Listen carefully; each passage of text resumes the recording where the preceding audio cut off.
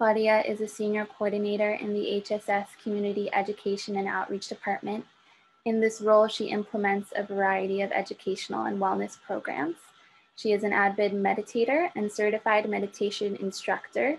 She received her certifications with the Path in New York City. And with that, I will pass it off to Claudia to get us all started. Thank you, Sabrina, and I'd like to welcome everyone to this webinar today. I see that we have a variety of people joining us from all over, so I'm so happy that you're here with us today. Let's get started with what we're going to be doing today. And so there's a lot of talk about meditation. I feel like we're kind of being inundated with why we should meditate, how we should meditate, why it's good for us. And so the goal here is really to break down what meditation is, how we can do it, and some best practices. And so today we're going to talk about defining meditation, breaking down some of the myths or preconceived notions that we might have about meditation. I'll cover a few different types of meditation very briefly. We won't go into much depth there. We'll talk about some of the benefits of meditation and why it can be good for you. We'll troubleshoot some of the things that come up with meditation. I'll share some best practices for building a practice for yourself, and then we'll dive into a guided meditation. In between the presentation and our guided meditation, we will have time for questions, so please feel free to throw those questions into the Q&A. So let's get started with what is meditation. The definition of meditation very generally is to think deeply or focus one's mind for a period of time. In silence or with the aid of chanting, it could be for religious or spiritual purposes or as a method of relaxation. So what does that mean? I often think when we're thinking about meditation is we get this idea of the picture on the left. There's this idyllic setting of someone sitting cross-legged, very beautiful colors. It looks very serene, but I would be curious to know if anyone actually had this meditative experience on a mountaintop. When we often think about meditation, we might have this idea that it's about clearing our mind. It's about sitting cross-legged, being totally blissed out. But if you've tried to meditate, like most of you have, you'll notice that that is virtually impossible.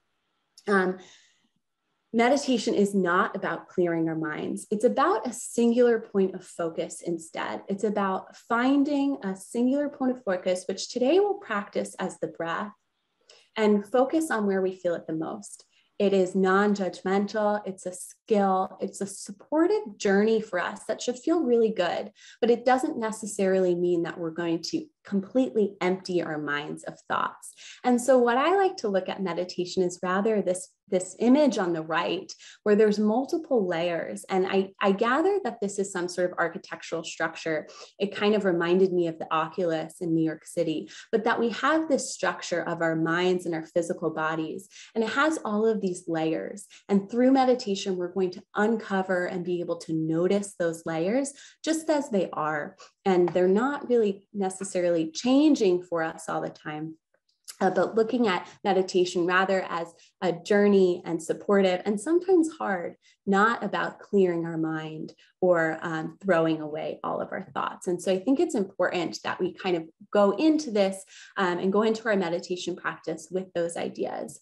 And there are many types of ways that you can meditate. Today, we're going to focus on a breath awareness meditation and a bit of a gratitude meditation, but I just want to highlight that there are many ways that come from long lineages of historical and ancient practices that you can engage in meditation. So if you've tried it and maybe it doesn't work for you, or you didn't like the style so much, or you just want to try something new, or you're trying to cultivate something else, become curious and do a little research into different types of meditation that you might be able to engage with. So I'll highlight a couple here. This is not an exhaustive list by any means, but first you'll see a loving kindness meditation, which we're not going to do today, but is one of my favorites. And the goal here is to cultivate an attitude of love and kindness towards everything. to all beings. It sounds really radical, but it turns out to be really awesome. And what makes this meditation special is that you yourself or a teacher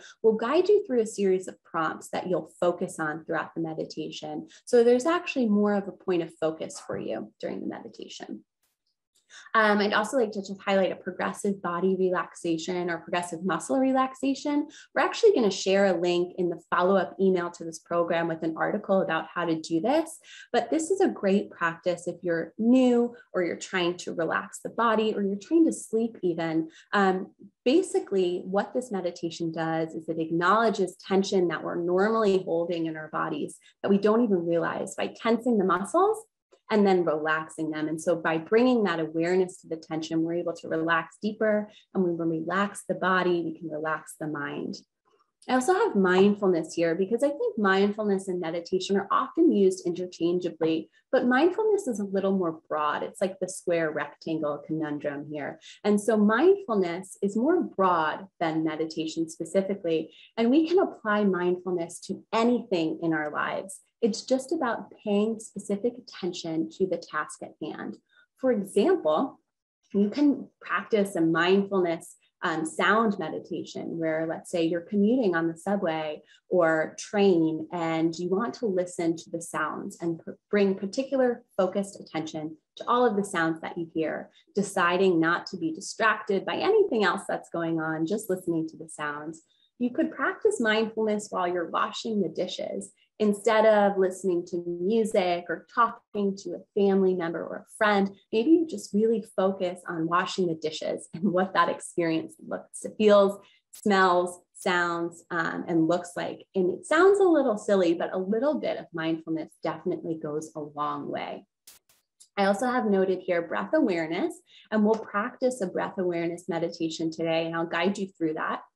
These meditations listed on the right are more traditions that people enter. And as I mentioned, meditation comes from a long history of ancient practices. And so we have different traditions that you can enter that will have a meditation component. So you might have heard of Kundalini, which is a physically active form that includes postures, mantras, and breathing, or Zen meditation, which is a Buddhist practice that focuses on meditation, strips away a lot of the spiritual aspects of Buddhism.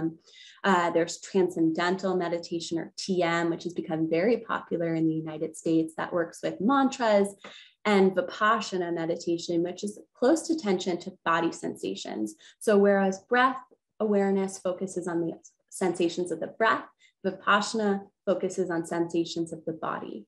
We also have walking meditation, opening to life meditation. I mentioned sound, that's not listed here. And so there are a variety of different types and entry points for you. So I encourage you to try them out and see which ones you like the best. So with all of these types of meditations and knowing what meditation is, now we can kind of dive into why we should do it. We're, kind of being inundated with why we should meditate. It can improve our productivity at work. It can make our relationships better. It can help us focus and succeed, everything like that. But the benefits of meditation are numerous and varied, and most are actually supported by science. I will disclose that there is some research out there that has very small sample sizes. So while the research is expanding, I've tried to highlight research here that I think really has a good foundation and a good sample size and good results.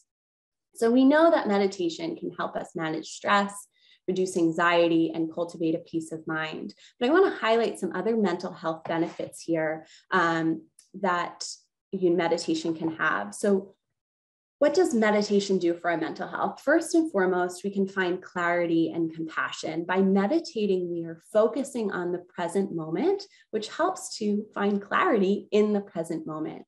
And so the idea is that while we're developing these skills on the cushion, on the chair, wherever you're meditating, they'll show up later in your life as benefits. maybe tomorrow, maybe 3 weeks, maybe 3 years, but really developing this idea of clarity and compassion for ourselves and compassion for others.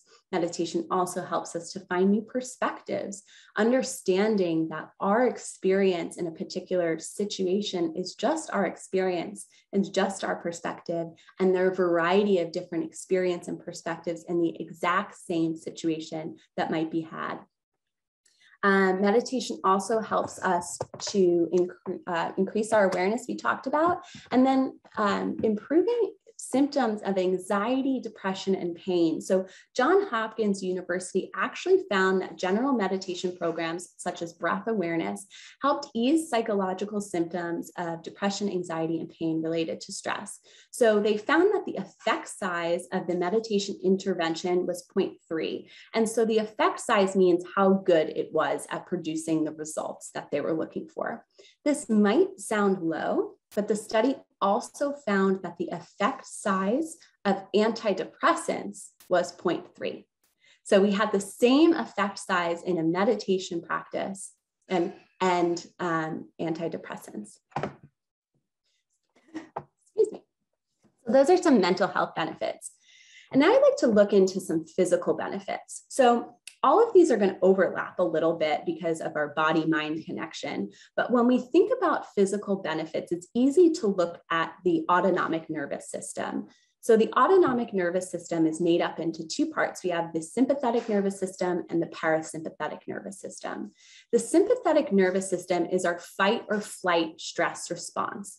This is the nervous system that responds to a perceived threat. It's primal. So it comes from when maybe we were outrunning a tiger or hiding from a perceived threat or trying to forage food. And so sympathetic nervous system, and this is good. We need the sympathetic nervous system to protect us from danger, to tell us to move from a situation, to respond when there's a threat. But the problem is that our sympathetic nervous systems are often working on overtime. And so they're engaged by chronic stress. And so when we are stressed, either from a physical pain or from a psychological stressor, our parasympathetic nervous system is working overtime. And this means that we're living in a heightened state of response, and that the parasympathetic nervous system releases stress hormones into the bloodstream, which we know to have negative effects body. So not only when we're in parasympathetic nervous system does our digestion stop, does our heart rate increase, our blood pressure increases, all of these physical attributes come along with this system. So we know that also the stress hormones produce immunosuppression, so our immune systems don't work as well. An increase in blood pressure, an increase in heart rate, an increase in cholesterol, all of these things, which we are well aware lead to heart disease, heart attack, stroke, all of these very scary things. On the other hand, the parasympathetic nervous system is our homeostasis, or our resting and digesting. This is where the body relaxes. It stops the release of stress hormones and has the opposite effect of the sympathetic. It lowers blood pressure, lowers heart rate. It increases our blood and oxygen circulation. And we know that living in this state can diminish physical symptoms of illness. For example, inflammation, which we know is linked, inflammation in the body, in the tissues, is linked to stroke, heart disease, cancer, diabetes, and other serious diseases. A Harvard study showed that meditation can actually can turn off the genes involved in the inflammatory response. So we're not even getting the inflammation to begin with. It's absolutely fascinating. And I just want to highlight that both of these systems are very important. We don't want to completely turn off our sympathetic nervous system. The idea is that it's running on hyperdrive most of the time. And finally, I'd like to talk about some emotional benefits of meditation. And these certainly overlap with the mental health benefits that I outlined. But this is where I believe is really fascinating, and meditation gets the most exciting because meditation can physically alter the brain. The brain is the part of the body where meditation can really work its magic. So meditation certainly allows us to be more capable of working with negative emotions, of finding clarity, of gaining new perspectives, but most profoundly, it can rewire and change our brain structure, rewiring towards more positive thoughts and emotions. And so how does it do this? First and foremost, meditation has been shown to shrink the amygdala. After just an 8-week course of mindfulness practice, MRI scans show a smaller amygdala. And why does this matter? The amygdala is our primal fear, fight or flight response. So automatically we're able to, by meditating, we're shrinking that amygdala that's responsible for the fight or flight response, for that heightened awareness.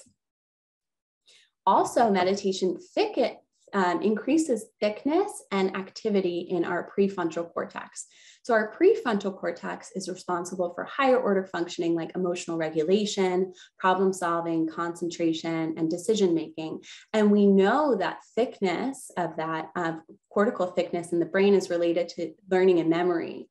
So we're able to, by meditating, increase the thickness and increase the activity of the prefrontal cortex and cortical thickness so that we're making better decisions. We have better emotional regulation. We're able to problem solve more efficiently. And additionally, not only these two things, but it actually decreases the connection between the two.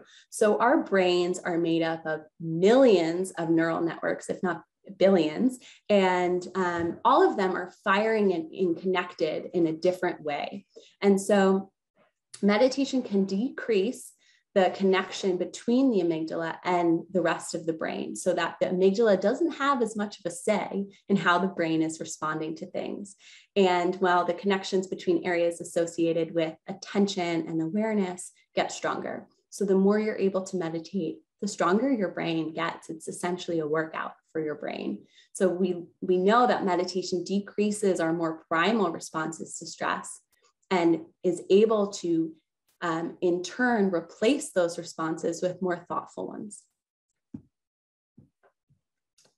So I often am asked, how do I know if I'm meditating right? It has all of these amazing benefits. I understand how to do it, but I sit down and I don't know if I'm doing it right. And this is a very valid and frequent question. And before we get into some of the troubleshooting meditation and how to meditate, I want to just talk about that you are doing it right if you are trying.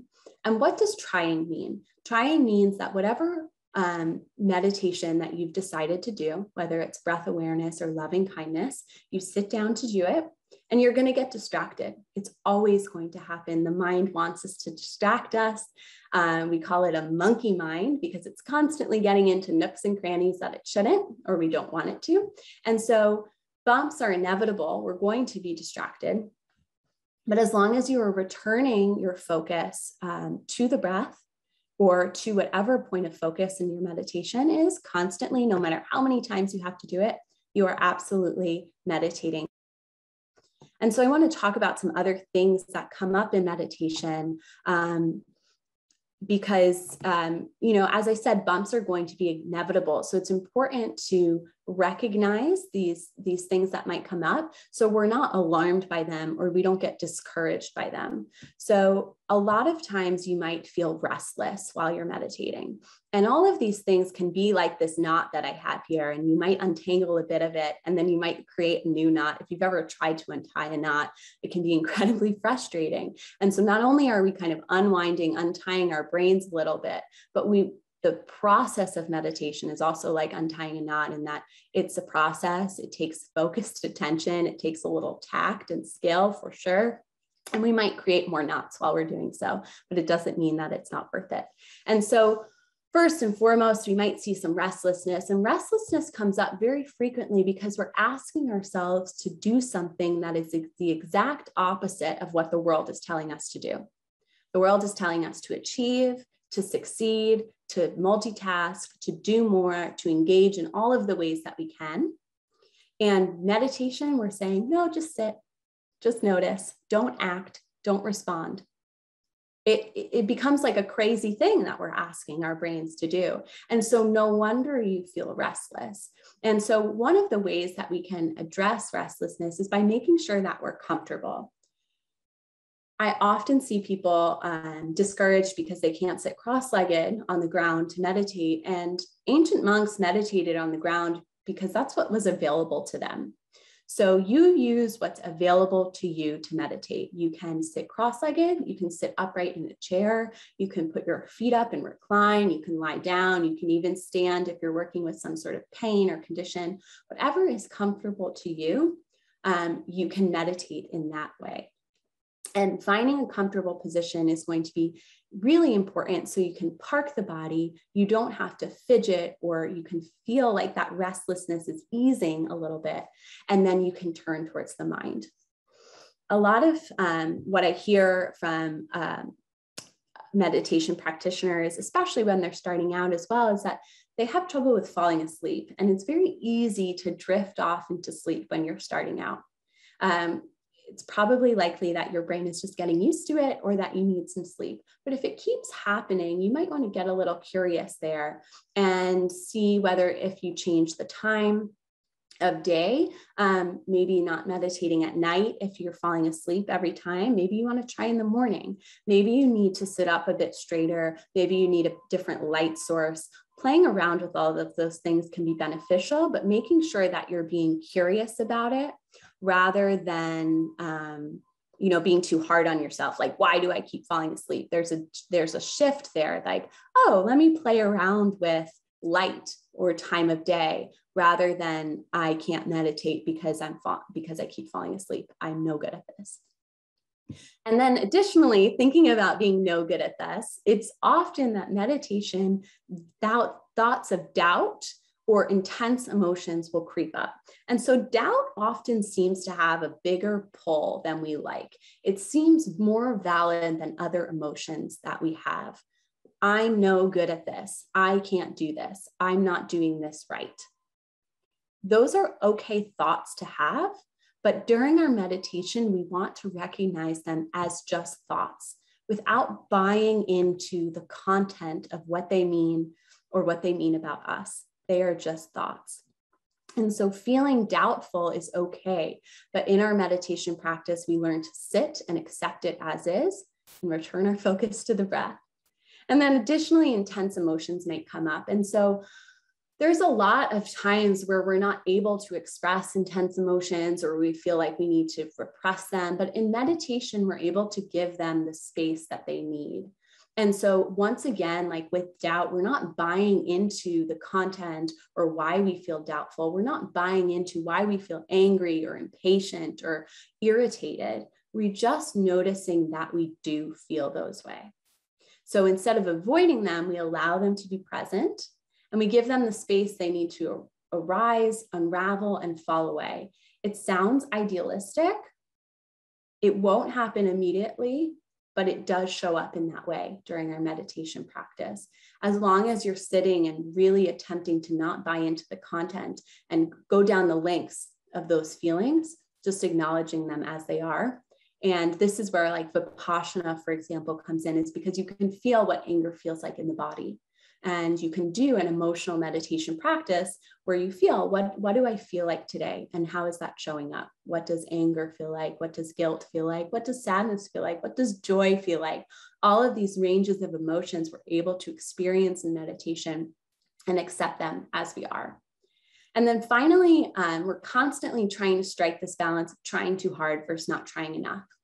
I want to emphasize that your meditation practice should feel joyful. It should feel like a break from the everyday. It's time for you, and you are able to carve that time out for yourself. And that is a beautiful thing. And so we don't want to approach it with agitation or with this drive to succeed or conquer a meditation. That would be trying too hard. We also don't want to not try hard enough that we're falling asleep all the time, or we're getting lost in thought for 20 minutes without returning our focus to the breath.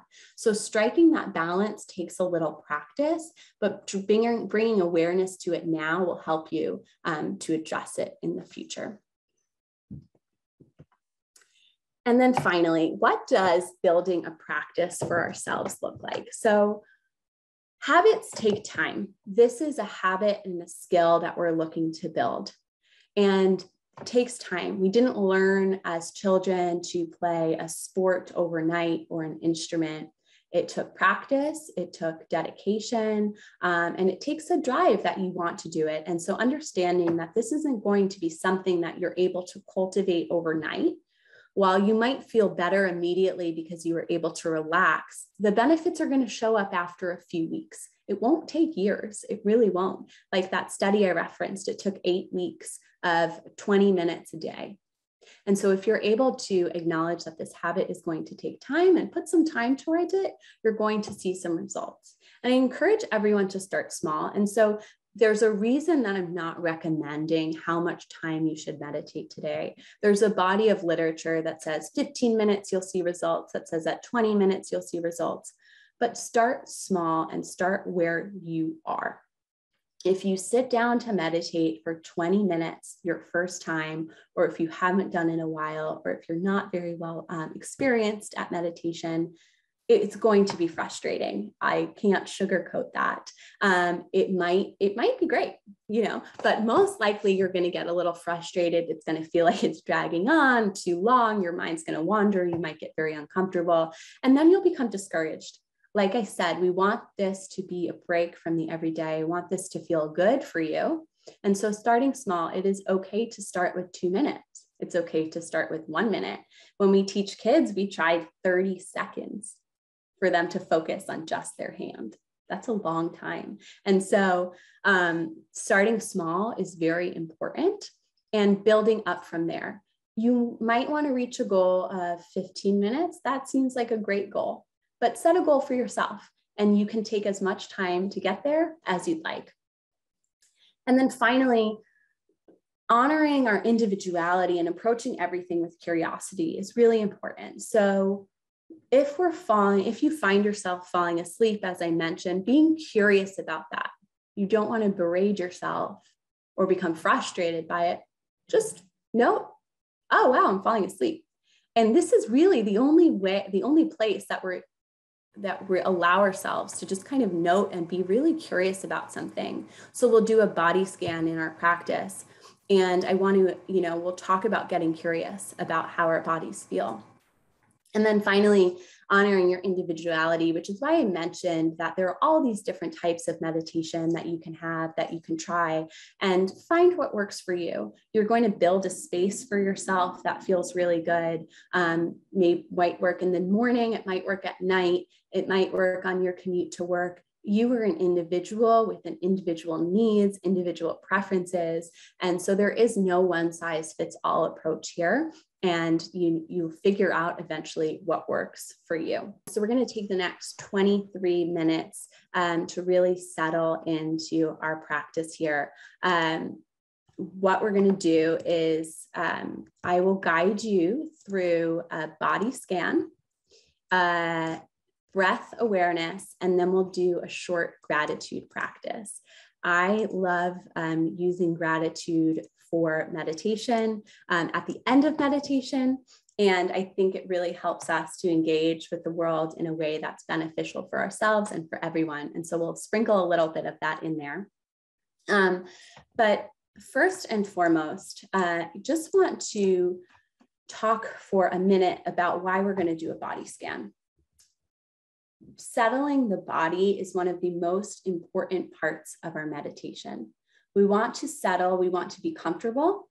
So take a second now to get comfortable. And we want to settle the body so that we're more readily able to turn towards the mind. It's going to make it a lot easier. And so starting your meditation with a short body scan is always a good idea. Or you can do some breathing. And so there's different breathing techniques like a box breath or a 4-7-8 breath. We can do a quick box breath that really help to settle the body and settle the mind. We'll then move into our breath awareness and then our gratitude practice.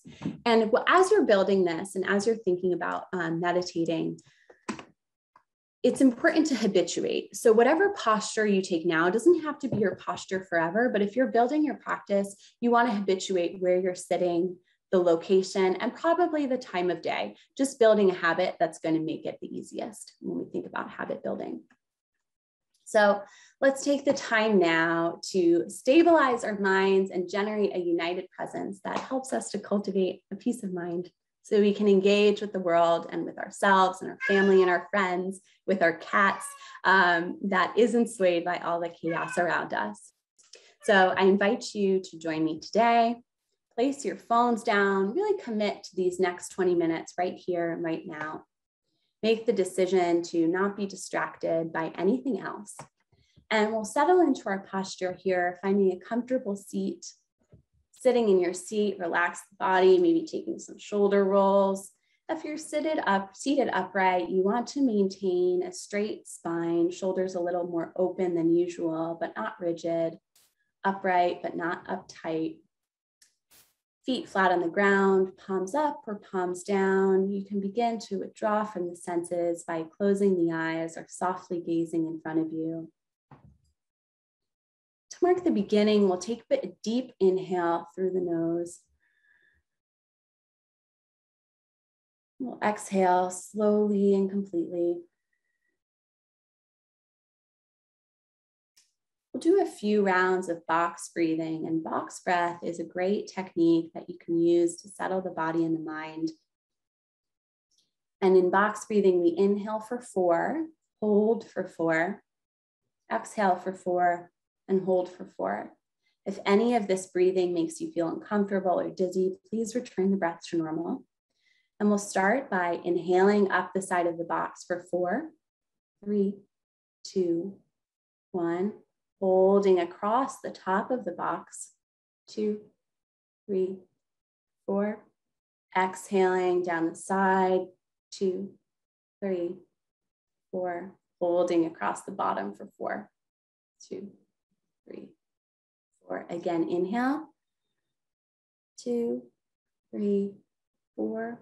Hold, 2, 3, 4. Exhale, 2, 3, 4. Hold, 2, 3, 4. Nice. A couple more rounds. Inhale. Hold. Exhale. Hold. Once more. Inhale. Hold. Exhale, hold. After you're done, return the breath to the normal. And throughout the rest of this meditation, we're not changing the breath at all. We're just noticing it and accepting as is. And we'll spend a couple of minutes here scanning this body of ours, which helps to create a foundation of attention and awareness within. So we'll bring your entire awareness to the feet. Noticing how your feet feel on your socks and your shoes, flat on the ground, bringing your mind there. Begin to move slowly to the ankles and shins with the same state of mind or curiosity that looks for any temperature differences, any tightness. Bringing your attention there, and as soon as you catch something, let the exhale soothe and relax it.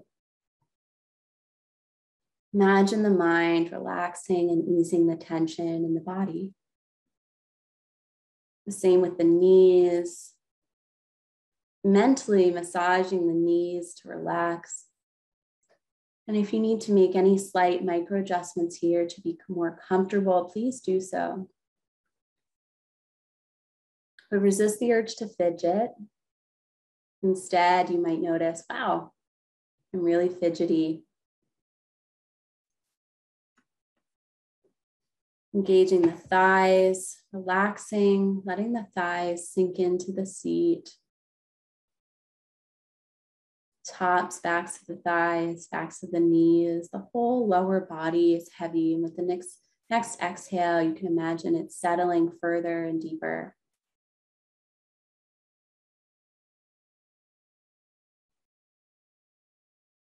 I invite you to scan the front of the torso, letting the belly relax. Spend some time moving up the belly towards the chest, all the way to the shoulders. Enjoy moving over the skin, noticing how your clothes feel against your skin or deeper muscle layers. Even your organs, if you're very quiet, perhaps you can feel your heartbeat. If you notice any tension with the next exhale, can you invite it to settle and relax? And if you can't, that's okay. Remember, we left our expectations and judgment at the start of this meditation. Moving to the arms, noticing the fingers and the hands, letting them settle into our legs. With the next exhale, sending relaxation towards the wrists, elbows, forearms, upper arms, shoulders. The arms hang heavy, slack. We'll scan the back, beginning with the tailbone, moving up the spinal cord into the low back, the mid back, the upper back. Letting the exhale relax and massage the back, tension melts away. Inviting the body to relax. Moving towards the neck and the head, I like to imagine a laser scanner running horizontally, very slowly across the face. And as it passes, as it moves up towards the crown of the head, you can imagine that it relaxes each part that it passes. And so the jaw, the tongue, the palate, the cheeks, bringing a slight Mona Lisa smile here. The eyelids, the corners of the eyes, the brow is soft, expansive, smooth. Crown of the head is open, inviting.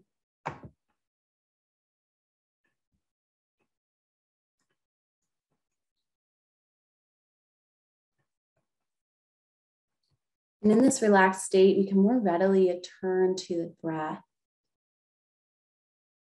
And so here we'll pick the point of focus where we feel the breath entering and exiting the body.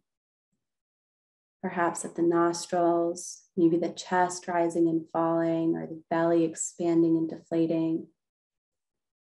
But pick the place that feels best for you and stick with it. Noticing the breath there.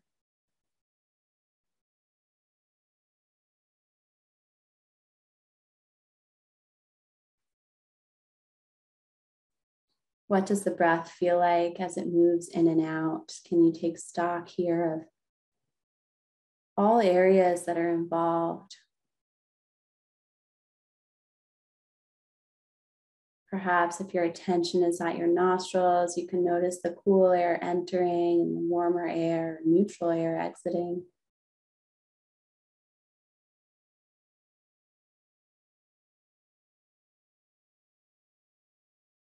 Maybe you feel the chest rising and falling with each breath.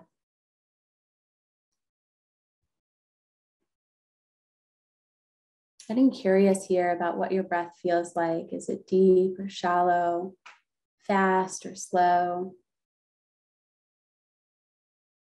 Just observing the breath.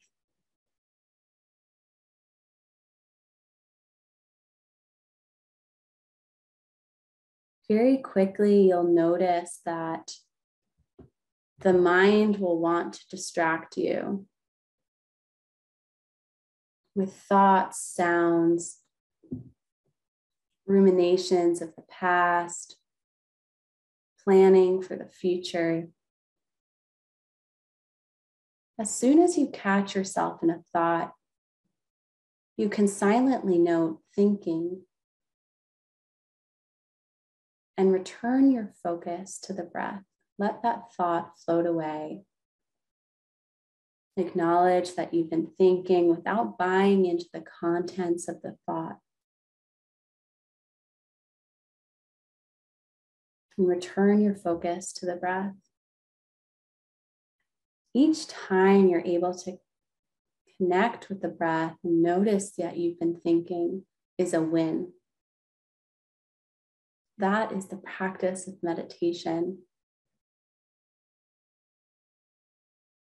No matter how many times you think or get pulled away, you can continue to return to the breath.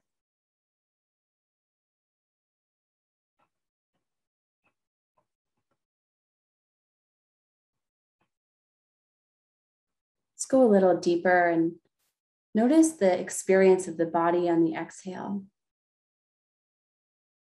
Just following it here as the body exhales, can you notice the relaxation that washes over everything, the kind of settling and melting into the ground?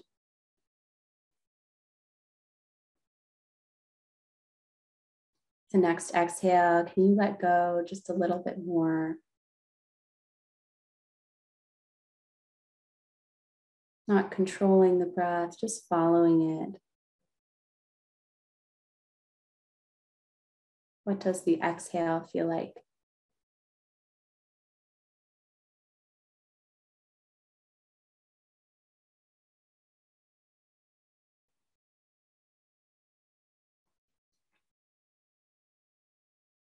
As your mind gets distracted or goes to another place, just gently bring it back to the breath.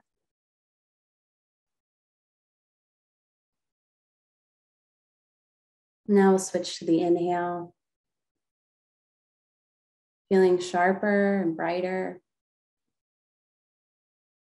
Each inhale brings clarity and energy.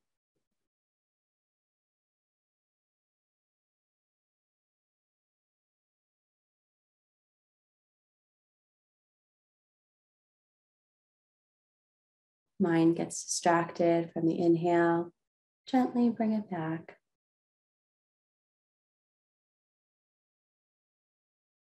Now just notice how much more still we've made our bodies from where we've started. Just acknowledge it. And with this state of mind, much more broad, much more present, we're able to turn towards gratitude. I invite you to let your mind just begin to notice things in your life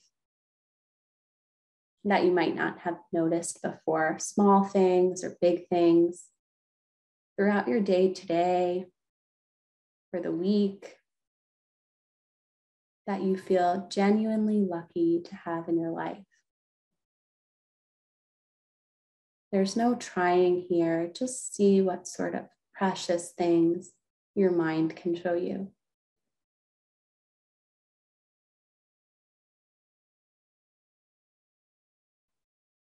What am I grateful for today?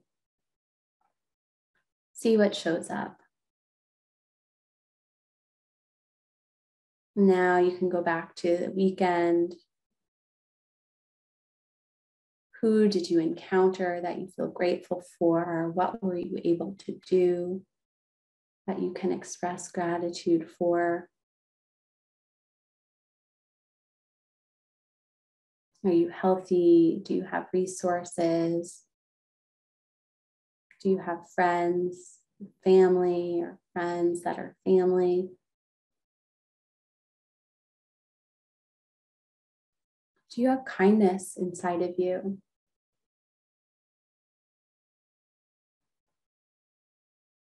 Let your mind acknowledge those things and place them in front of you, if you will. Let your heart sing, "How lucky am I?"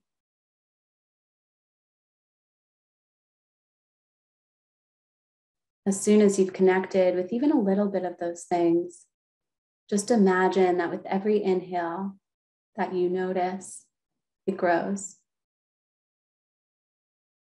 It multiplies by 2 and reaches every part inside of you.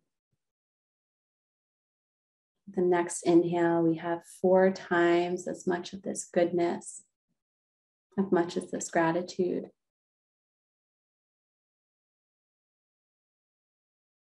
8 times more powerful.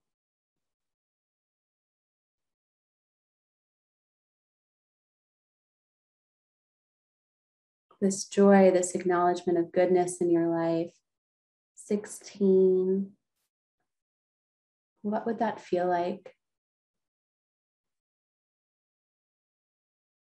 To 32, how much gratitude can you hold? Until you feel so full of goodness, even for a millisecond, that you can lean into it and really identify with the good in you. It should make you feel deeply special as you are.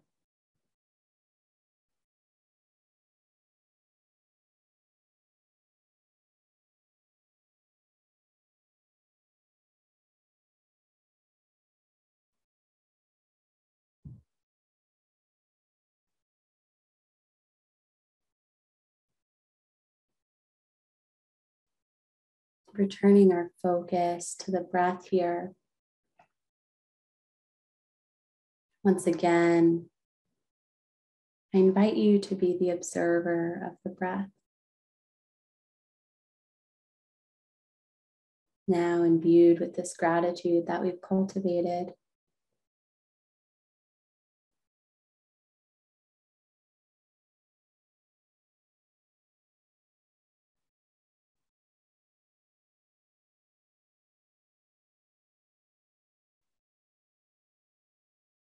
Taking a few moments to acknowledge that you've taken vital time to care for yourself today.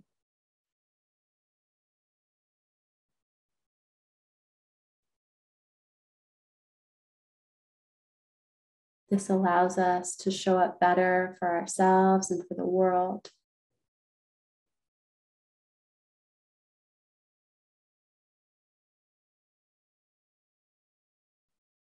Bringing your attention back into the room. We'll take a few deep inhales to seal this practice, inhaling through the nose, exhaling fully and completely. One more, inhaling.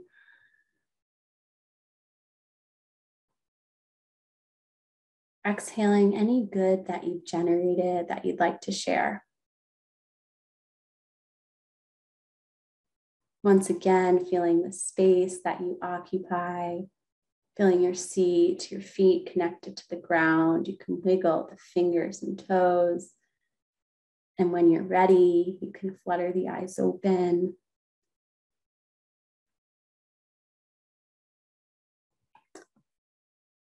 Taking a moment to notice any differences in the state of mind from when we began until now.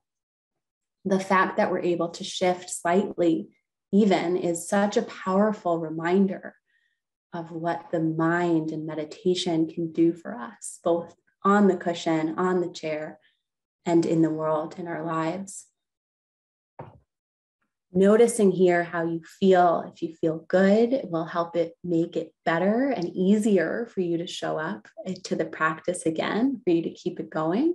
If you don't feel as good, that's okay too. Just being curious about why, what happened, what was your experience like, and just being very mindful in that whole experience before, during, and after.